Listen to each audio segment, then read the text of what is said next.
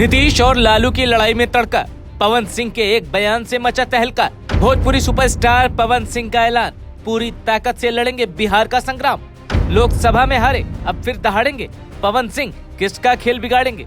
पवन सिंह झारखंड के जमशेदपुर में थे, अपनी फिल्म का प्रचार कर रहे थे, लेकिन प्रचार के दौरान पत्रकार भी पहुंच गए और एक पत्रकार ने पूछ लिया कि क्या आप बिहार का विधानसभा चुनाव लड़ेंगे। इस पर पवन सिंह ने भोजपुरी में ही जवाब दिया और कहा, लड़ेंगे ना भैया, जब कदम रख दे लेने बानी तब पीछे ना हटम। इसका मतलब है कि अब पवन सिंह बिहार के विधानसभा चुनाव में ताल ठोकेंगे, ये तय हो चुका है। लेकिन इतना नहीं तय हुआ है कि वो किस बैनर तले यानी किस पार्टी के साथ चुनाव लड़ेंगे। पत्रकारों ने ये भी पूछा कि कहीं वो बीजेपी में तो शामिल नहीं हो रहे। इस पर पवन सिंह ने कहा कि ये तो वक्त बताएगा, अभी मैं कुछ नहीं बोल सकता हूँ। सबको पता है कि बिहार में पवन सिंह की पॉपुलैरिटी क्या है। और रही बात इस सवाल की कि पवन सिंह किस पार्टी में शामिल होकर बिहार का विधानसभा चुनाव लड़ेंगे, तो ये सवाल कोई ज्यादा परेशान करने वाला नहीं है। ऐसा इसलिए क्योंकि इसका सबूत, इसका संकेत हमें पिछले साल दिख चुका है। बात 2 मार्च 2024 की है।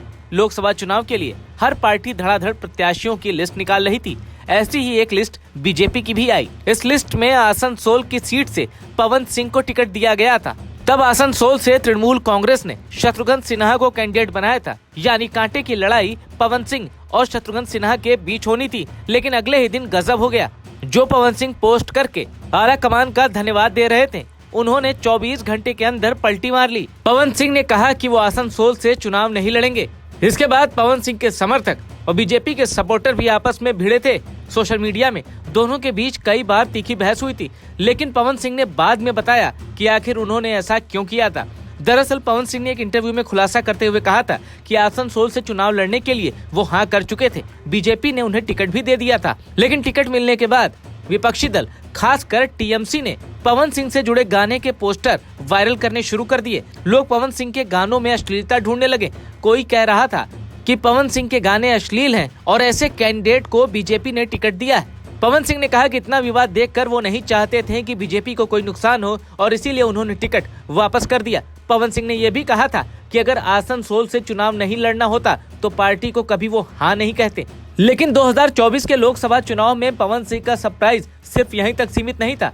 बीजेपी का टिकट वापस करने के बाद पवन सिंह ने बिहार की काराकाट लोकसभा सीट से इंडिपेंडेंट कैंडिडेट के रूप में पर्चा भर दिया।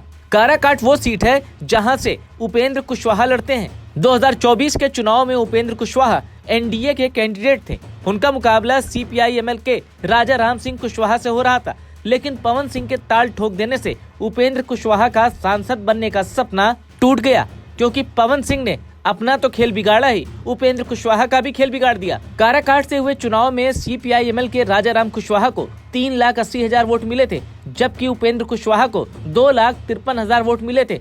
उपेंद्र कुशवाहा से ज्यादा वोट तो पवन सिंह लेकर आए, उन्हें 2,74,000 वोट मिले थे। यानी अगर पवन सिंह की जगह कोई साधारण प्रत्याशी होता तो उपेंद्र कुशवाहा चुनाव जीत सकते थे, क्योंकि उपेंद्र कुशवाहा 1,05,000 वोटों के अंतर से हारे थे और पवन सिंह को करीब 2.25 लाख वोट मिला था। पवन सिंह अपना पहला लोकसभा चुनाव हार गए, लेकिन इस बात से एक संकेत तो मिल गया कि बिहार में पवन सिंह की पॉपुलैरिटी का मीटर कितना हाई है। वरना बेहद कम चुनाव प्रचार करके 2.25 लाख वोट पाना कोई आसान काम नहीं है। अब रहा सवाल इस बात का कि पवन सिंह किस पार्टी को ज्वाइन करेंगे, तो सियासत को दूर से समझने वाले भी जानते हैं कि पवन सिंह की सिंपैथी, पवन सिंह का पॉलिटिकल अप्रोच किस पार्टी के साथ है। चाहे फरवरी के महीने में आजमगढ़ के पूर्व सांसद दिनेश लाल निरहुआ को जन्मदिन की बधाई देनी हो, या फिर 1 फरवरी को बीजेपी सांसद मनोज तिवारी को बर्थडे विश करना हो, 8 जनवरी को बीजेपी के पूर्व सांसद और बाहुबली नेता बृजभूषण शरण सिंह को भी पवन सिंह ने बधाई दी थी।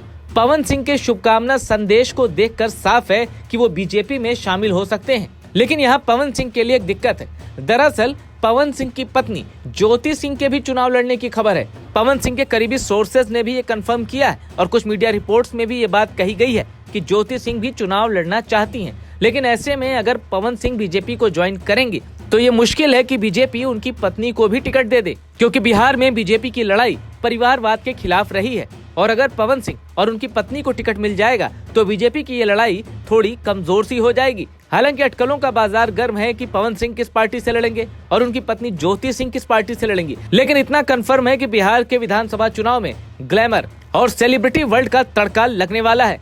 बिहार में वैसे भी पवन सिंह की तुलना खेसारी लाल यादव से की जाती है। दोनों के फैन बेस अलग अलग हैं। खेसारी लाल यादव की नजदीकी आरजेडी और लालू परिवार से बताई जाती है, जबकि पवन सिंह ने खुद को बीजेपी और नरेंद्र मोदी के करीब रखा है। पूरे बिहार में पवन सिंह के फैंस की तादाद लाखों में है। ऐसे में पवन सिंह का इम्पैक्ट बिहार विधानसभा चुनाव पर पड़ सकता है। आपको क्या लगता है, पवन सिंह कौन सी राजनीतिक पार्टी ज्वाइन करेंगे?